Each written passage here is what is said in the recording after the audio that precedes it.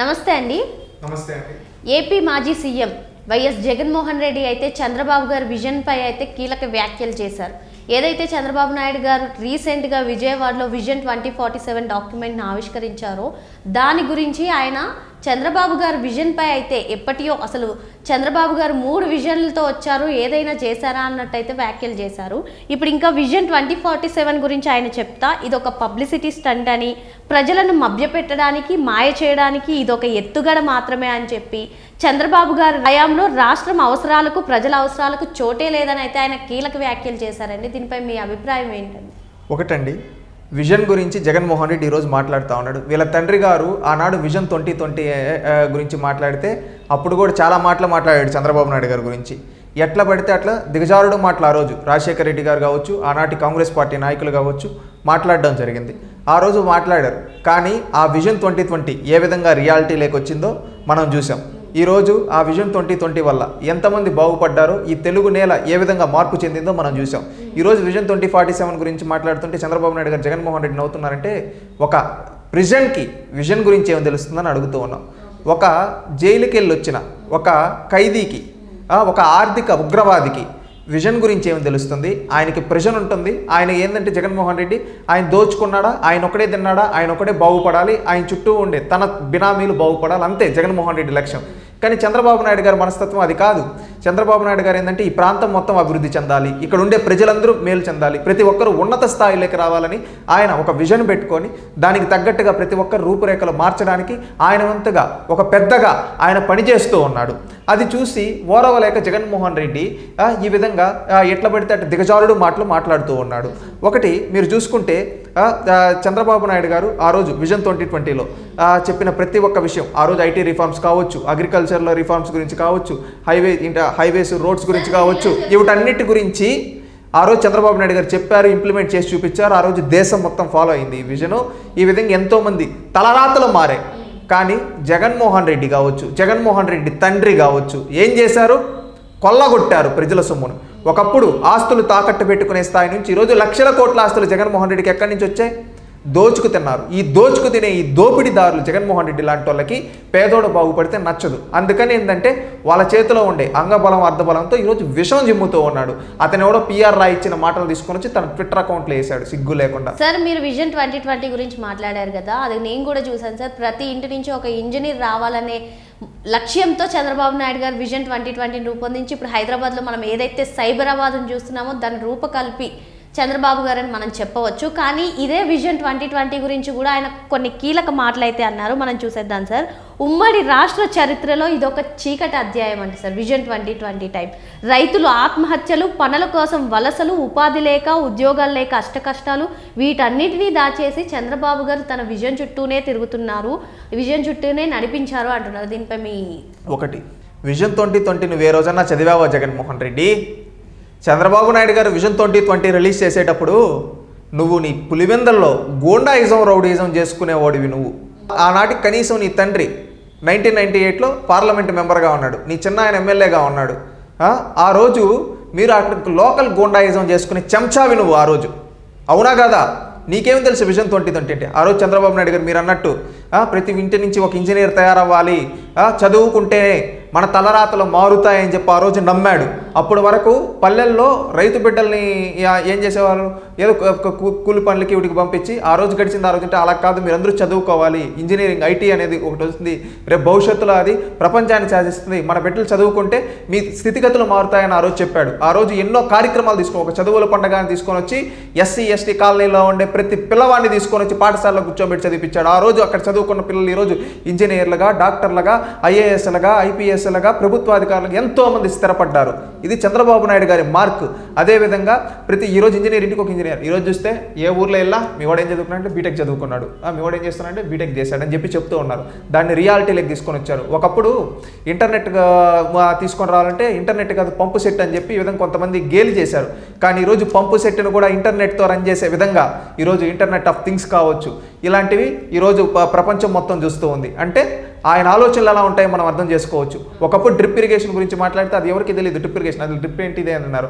ఈరోజు ముఖ్యంగా రాయలసీమ ప్రాంతంలో డ్రిప్ వల్ల ఎంతమంది లాభం పొందారో, ఈరోజు మామిడి తోటలు ఉండే వాళ్ళు కావచ్చు, ముఖ్యంగా హార్టికల్చర్ ఏ విధంగా డెవలప్ అయిందో ఒక్కసారి రాయలసీమకి వెళ్తే జగన్మోహన్ రెడ్డి సొంత నియోజకవర్గంలో కూడా డ్రిప్ ఎంతోమంది వాడుతూ ఉన్నారు. ఎంతోమందికి ఆ రోజు తెలుగుదేశం పార్టీ దీన్ని సబ్సిడీ ఇచ్చింది, ఈ విధంగా చేసింది. అది తెలుసుకోవయ్యే జగన్మోహన్ రెడ్డి. ఎందుకంటే చంద్రబాబు నాయుడు గారికి విజన్ ఏంటో 2020 గురించి నువ్వు మాట్లాడుతూ ఉన్నావు. ఈ విధంగా అది చీకటి అధ్యాయం కాదు, ఈ తెలుగు నేల రూపురేఖలు మార్చిన ఒక సువర్ణ అధ్యాయం అని ఈరోజు ఎంతోమంది ప్రజలు చెప్పుకుంటున్నారు. ఆ రోజు ఆయన ప్రవేశపెట్టిన విజన్ వల్ల, ఆయన తీసుకొచ్చే రిఫార్మ్స్ వల్ల ఎంతోమంది తలరాతలు మారాయి.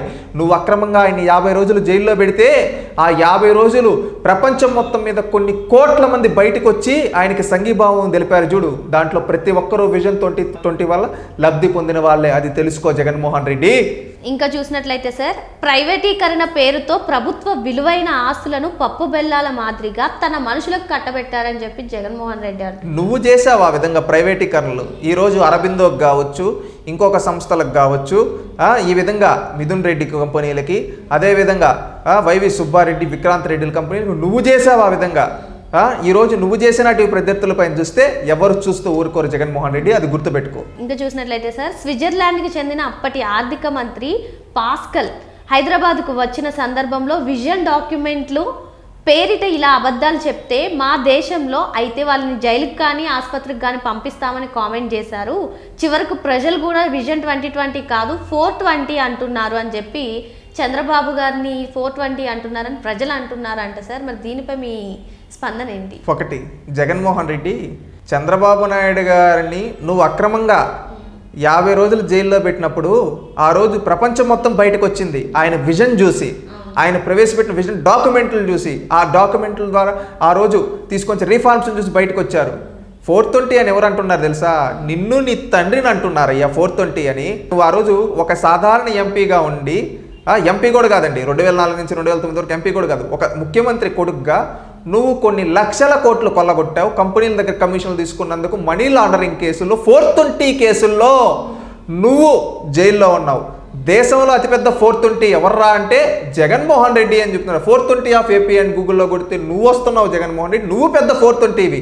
ప్రజలందరూ నువ్వు 420 అంతే తెలిసి నీకు ప్రతిపక్షం కూడా లేకుండా కూర్చోబెట్టారు. అది తెలుసుకోవయ్యా. ఈరోజు నువ్వు విజన్ డాక్యుమెంట్లు ఇవి మాను. నువ్వు ఆ రోజు విజన్ డాక్యుమెంట్ చదువుంటే నీకు తెలుసుంటుంది. చదవనోడివి నీకేమి తెలుస్తుందిలే. నీకేంది కమిషన్లు ఎంత వచ్చాయా, ఈరోజు నా వాటా ఎంత వచ్చిందా, అవుట్ గురించి మాట్లాడుకుని నీకు విజన్ల గురించి ఏం తెలుస్తుంది? మన పిల్లల భవిష్యత్తును ఎలా మార్చాలో నీకెలా తెలుస్తుందిలే. ఎందుకంటే నీ పుట్టుక రౌడీయిజం వచ్చిన దగ్గర నుంచి నీ పైన ఎలాంటి కేసులు ఉన్నాయో, ఈరోజు న్యాయ వ్యవస్థలో ఉండే లొసుగుల్ని పట్టుకొని ఇన్ని రోజులుగా న్యాయ వ్యవస్థను తప్పించుకుని ఏ విధంగా దొంగలాగా తిరుగుతూ ఉన్నావో తెలీదా? శుక్రవారం వస్తే కోర్టుకు వెళ్ళాలని డిశ్చార్జ్ పిటిషన్లు వేసుకొని తిరిగే నువ్వు కూడా ఈరోజు మాట్లాడుతుంటే జనాలు నవ్వుతూ ఉన్నారు అంటున్నావు. చంద్రబాబు గారి పరిపాలనలో అంటే సార్ మొత్తం 3 విజన్లు ప్రకటించారంట. ఆ విజన్లతో చిరస్థాయిగా నిలిచిపోయే పని ఒకటైనా చేశారా అని క్వశ్చన్ చేస్తున్నారు. దీనికి మీ ఆన్సర్ ఏంటి సార్? ఒకటి కాదు 100 ఉన్నాయి జగన్మోహన్ రెడ్డి, నీకు ఓపిక ఉందా అని అడుగుతూ ఉన్నాం. ఓపెన్గా మాట్లాడుకుంటే ఆ రోజు ఉమ్మడి ఆంధ్రప్రదేశ్లో చంద్రబాబు నాయుడు గారు 9 ఏళ్ళు ముఖ్యమంత్రిగా ఉన్నారు. 9 ఏళ్ళు ముఖ్యమంత్రిగా ఉండేటప్పుడు చంద్రబాబు నాయుడు గారు తీసుకొని వచ్చిన రిఫార్మ్స్, రైతు బజార్లు. ఈరోజు రైతు బజారు ప్రతి ఊర్లో ఉన్నాయా లేవా అండి? ఆ రైతు బజార్లు ఇంట్రడ్యూస్ చేసింది ఎవరు? చంద్రబాబు నాయుడు గారు. డ్వాక్రా సిస్టమ్ ఉంది కదండి, ఆ డ్వాక్రా సిస్టమ్ని ఇంట్రడ్యూస్ చేసింది ఎవరు? చంద్రబాబు నాయుడు గారు. అదేవిధంగా ఈరోజు హైదరాబాద్లో ప్రతి ఒక్కరు వస్తే దేని గురించి మాట్లాడతారు? చార్మినారు గురించి ఒకప్పుడు బిఫోర్ 2000 దేని గురించి మాట్లాడారు? చార్మినార్ ఇలాంటి వాటి గురించి. ఈరోజు వస్తే హైటెక్ సిటీ గురించి మాట్లాడతారు. ఈరోజు మారుమూల పల్లెల్లో వాడు కూడా ఇక్కడికి హైదరాబాద్కి వస్తే ఏదో నేను ఉద్యోగం సంపాదిస్తాను వస్తున్నాను అంటే ఆ నమ్మకాన్ని కల్పించింది ఎవరు? చంద్రబాబు నాయుడు గారు. ఒకప్పుడు ఈ రాళ్ళగుట్టలో మైక్రోసాఫ్ట్ని తీసుకొస్తా ఉంటే నవ్వారు. ఆ రోజు కంప్యూటర్లు తీసుకొస్తే కంప్యూటర్లో కూడా పెడతాయా అని చెప్పి ఇదే కాంగ్రెస్ పార్టీ నాయకులు ఆ రోజు రాజశేఖర్ రెడ్డి అన్నారు. ఈరోజు అవి గుడ్లు పెట్టడం కాదు, కడుపు కూడు పెడుతూ ఉన్నాయి. ఎంతోమంది పేదవాళ్ళ తలరాతలు మార్చాయి. ఈరోజు మారుమూల పల్లెలు, ఈ 2 తెలుగు రాష్ట్రాల్లో ఏ మారుమూల పల్లె నుంచైనా నేను హైదరాబాద్కి వెళ్తే నేను ఉద్యోగం సంపాదించగలను అనే ఒక కాన్ఫిడెన్స్ ఇచ్చాడు చంద్రబాబు నాయుడు గారు ఆ రోజు. మళ్ళీ అదేవిధంగా చూసుకుంటే ఈరోజు ఈ 2 తెలుగు రాష్ట్రాల నుంచే కాదు, ప్రపంచ నలుమూలల నుంచి వచ్చి హైదరాబాద్లో ఈరోజు కంపెనీలు పెట్టుకొని పరిశ్రమలు పెట్టుకొని పనిచేస్తూ ఉన్నారంటే దానికి ఆ రోజు చంద్రబాబు నాయుడు గారు వేసిన పునాదులు జగన్మోహన్ రెడ్డి. అది గుర్తుపెట్టుకో. ఇంకా చెప్పుకుంటూ పోతే ఎన్నో ఉన్నాయి. నువ్వు ఇంకొకటి 2014 నుంచి 19 వరకు మనం గుర్తుపెట్టుకుంటే కరోనాకి మనం తప్పులు ఎక్విప్మెంట్స్ తయారు చేసింది మెట్టెక్ జోన్ విశాఖ, మనం వ్యాక్సిన్ తయారు చేసింది ఇంకొకటి జినోమ్ వ్యాలీ, అది కూడా ఎవరు తయారు చేసి చంద్రబాబు నాయుడు గారు ఆ రోజు దానికి పూనుకున్నారు. ఈ విధంగా జినోమ్ వ్యాలీ కావచ్చు, మెట్టెక్ జోన్ కావచ్చు, ఇవన్నీ చంద్రబాబు నాయుడు గారు చేసినటివి. ప్రభుత్వానికి మేలు జరిగే విధంగా ఒక ప్రాజెక్ట్ అయినా కట్టాడా? ఒక పోర్టు కానీ ఫిషింగ్ హార్బర్లు కానీ కట్టాడా? ప్రభుత్వ రంగంలో ఒక మెడికల్ కాలేజ్ అయినా కట్టాడా? స్కూళ్ళు బాగు చేశాడా? ఆసుపత్రులు బాగు చేశాడా? వ్యవసాయ రంగాన్ని బాగు చేశాడా? చెప్పుకోదగ్గ ఉద్యోగాలు ఇచ్చాడా? మానవ వనరుల అభివృద్ధి మీద, వారి భవిష్యత్తు మీద ఒక్క పైసా అయినా ఖర్చు చేశాడా అని క్వశ్చన్ చేస్తున్నారు సార్. నువ్వు ఒకటి గుర్తుపెట్టుకో, ఈరోజు హైదరాబాద్లో తీసుకున్నామండి, ప్రముఖంగా చెప్పుకునే దగ్గర హాస్పిటల్ గాంధీ హాస్పిటల్. ఆ గాంధీ హాస్పిటల్ కట్టించింది ఎవరో తెలుసా? చంద్రబాబు నాయుడు. నువ్వు ఇంకొకటి ఎడ్యుకేషనల్ ఇన్స్టిట్యూషన్స్ గురించి మాట్లాడుతూ ఉన్నావు. ఈ ఉమ్మడి రాష్ట్రంలో మనకి ఐఎస్బి ఉంది కదండి, అది తీసుకొని వచ్చింది ఎవరు? చంద్రబాబు నాయుడు గారు. అదేవిధంగా ముఖ్యంగా ప్రాథమిక పాఠశాల కావచ్చు, హై స్కూల్లో కావచ్చు, మండలానికి ఒక జూనియర్ కాలేజీ కావచ్చు, అదేవిధంగా ఈ ఇంజనీరింగ్ కాలేజీలు కావచ్చు, మెడికల్ కాలేజీలు కావచ్చు, జిల్లాకు మెడికల్ కాలేజ్, వీటికి పునాదులు వేసింది చంద్రబాబు నాయుడు గారు. పునాదులు వేసి కంప్లీట్ చేసింది చంద్రబాబు నాయుడు గారు. ఇవన్నీ తెలుసుకోవయ్యా జగన్మోహన్ రెడ్డి. ఈ నోరు ఉంది కదా, ఎవరో పిఆర్ రాసిస్తే నోటికి ఏదొస్తే అది అవి తీసుకొని వచ్చి పెడితే ప్రజలు ఆల్రెడీ నీ 2 చెంపలు వాయించారు. ఇదే విధంగా మాట్లాడుతుంటే ఆ లోపల ఉండే పళ్ళు కూడా ప్రజలు రాలుస్తారు. గుర్తుపెట్టుకో జగన్మోహన్ రెడ్డి. ఒకటి, ఇక్కడ మనం తీసుకుంటే విభజిత ఆంధ్రప్రదేశ్లో కూడా కేంద్రం నుంచి అనేక విద్యా సంస్థలు తీసుకొని వచ్చి వికేంద్రీకరణ పేరిట ఒక్కొక్క దగ్గర ఒక్కొక్కటి పెట్టారండి. సెంట్రల్ యూనివర్సిటీ అనంతపురంలో పెట్టడం కావచ్చు, ఉర్దూ యూనివర్సిటీ కర్నూలులో పెట్టడం కావచ్చు, అదేవిధంగా ఐఐటి, ఐజార్ లాంటి ఇన్స్టిట్యూట్స్ చిత్తూరు జిల్లాలో పెట్టడం కావచ్చు, ఎయిమ్స్ మంగళగిరిలో పెట్టడం కావచ్చు, ఐఐఎంను విశాఖపట్నంలో పెట్టడం, ఈ విధంగా పెట్టి ఒకటన్నింటినీ పూర్తి చేశారు. నిన్నే ఎయిమ్స్ కాన్వకేషన్ కూడా ఫస్ట్ ఇయర్ అయింది. ఆ ఎయిమ్స్కి నువ్వు నీళ్ళు ఇవ్వకుండా ఆపేవు కక్ష సాధింపు. అది గుర్తుపెట్టుకోవయ్యా. ఒక దేశం గర్వించదగ్గ మెడికల్ కాలేజ్ వస్తే అక్కడ నీళ్ళు అడిగితే నీళ్ళు. కానీ నిన్న చంద్రబాబు నాయుడు గారు స్పాట్లో వాళ్ళు 10 ఎకరాలు ఎక్స్టెండ్ అడిగితే ఇస్తామని హామీ ఇచ్చి ఆవిడకి ఆ పనులు కూడా మొదలుపెట్టి, అది చంద్రబాబు నాయుడు గారి క్రెడిబిలిటీ. నువ్వు మాటలు ఈ విధంగా ట్వీట్లు కాదు, ఇకనైనా మారు, నిజాలు తెలుసుకో. ప్రజల్ని 2 చెంపలు వాయించి ప్రతిపక్షం కూడా లేకుండా నిన్ను కూర్చోబెట్టారు. నువ్వు మారకుండా ఇదే విధంగా ఉంటే భవిష్యత్తులో నీకు గుండు సున్నా పెడతారు జగన్మోహన్ రెడ్డి అంటున్నాం. ఏదైతే చంద్రబాబు గారు మేనిఫెస్టోలో చెప్పారో ఆ సూపర్ 6 సహా ఇతర హామీలకన్నిటికీ తూట్లు పొడుస్తూ మోసాలు, అబద్ధాలతో ప్రజలను నమ్మక ద్రోహం చేశారని చెప్పి అంటున్నారు సార్. ఒకటి, మేనిఫెస్టోకి తెలుగుదేశం పార్టీ కట్టుబడి ఉంది, కూటమి ప్రభుత్వం కట్టుబడి ఉంది. చంద్రబాబు నాయుడు గారు పదే చెప్తూ ఉన్నారు. ఒకటి, పెన్షన్ విషయం గురించి మొదలు పెడదామండి. పెన్షన్ చంద్రబాబు నాయుడు గారు ఒక మాట అన్నారు ఎన్నికల ప్రచారంలో, ఫస్ట్ 3 నెలలది మేము అధికారంలోకి జూన్లో వస్తాం, ఎన్నికల రిజల్ట్స్ వచ్చేదానికి జూలైలో పెన్షన్ ఇస్తాం, ఫస్ట్ 3 నెలలది కూడా కలిపి మేము 7,000 ఇస్తాను అని చెప్పాడు. అంటే జూన్, మే, ఏప్రిల్ ఈ 3 నెలలది కలిపి జూలై మంత్లో ఇస్తా అన్నాడు. అదేవిధంగా చెప్పిన విధంగా ఏప్రిల్, మే, జూన్ ఈ 3,000, జూలై నెల 4,000 కలిపి 7,000. దేశ చరిత్రలో ఏ రాష్ట్రంలో ఇవ్వని విధంగా 7,000 పెన్షన్ జూలై మొదటిదే ఇచ్చాడు. అదేవిధంగా 4,000 పెన్షన్, 3,000 నేను ఒకేసారి 4,000 చేస్తాడు. వికలాంగులకి 3,000, 4,000 చేస్తాడు. చేశాడు, ఈరోజు ఇస్తూ ఉన్నాడు. నువ్వు కూడా ఒకప్పుడు అన్నావు 3,000 ఇస్తాను అని చెప్పి మీ వాళ్ళతో అందరితో చెప్పించావు. మళ్ళీ మేనిఫెస్టోలో ఒక లొసుగు పెట్టి ఎట్లా పెడతాడు నీ కంట్రీ బుద్ధి చూపించి మళ్ళీ నేను 3,000 అనలేదు, 3,000 పెంచుకుంటూ పోతా అని చెప్పి చేసిన చరిత్ర నీది. నువ్వు కూడా మాట్లాడతావు.